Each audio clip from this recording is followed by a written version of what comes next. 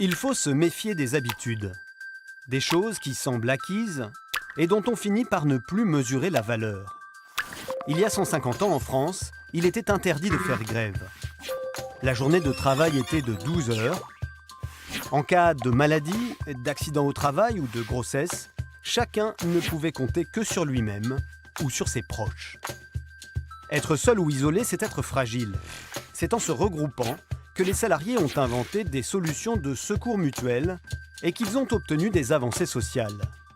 C'est en se regroupant et en faisant pression sur les hommes politiques que les salariés ont vu des lois et des règles améliorer peu à peu leurs conditions, et pour cela, ils ont créé les syndicats.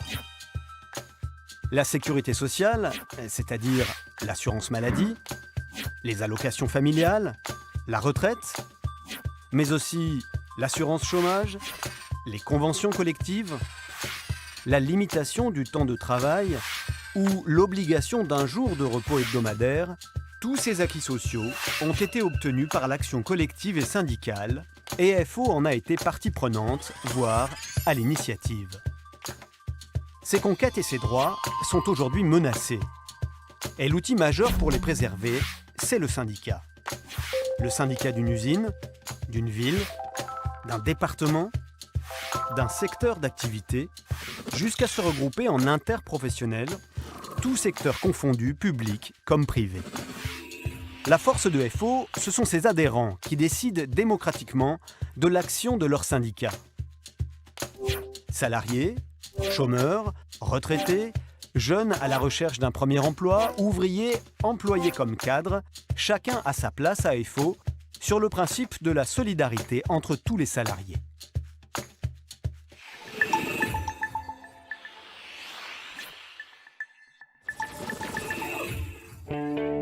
FO est un syndicat libre et indépendant de toute influence extérieure, qu'elle soit patronale, gouvernementale, religieuse ou politique. Cette indépendance, véritable ADN de FO, l'amène à ne jamais prendre position lors des élections politiques. Des valeurs fondamentales rassemblent les membres de FO. Il s'agit de la liberté, la démocratie, l'égalité, la solidarité et la laïcité.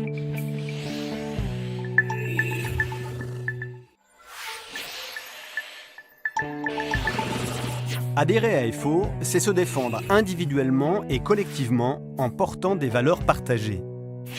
Adhérer à FO, c'est accéder à un réseau de militants experts présents partout en France et à l'international, dans toutes les professions et tous les secteurs. Adhérer et militer à FO, c'est porter l'idée qu'en démocratie, la négociation est la voie première de conclusion d'accords favorables aux salariés, tant que leurs intérêts sont respectés. Lorsque ce n'est pas le cas, FO c'est aussi dénoncer, s'opposer, voire appeler à la grève quand il le faut. C'est aujourd'hui le cas avec le projet de réforme des retraites qui porte atteinte aux valeurs républicaines et de solidarité.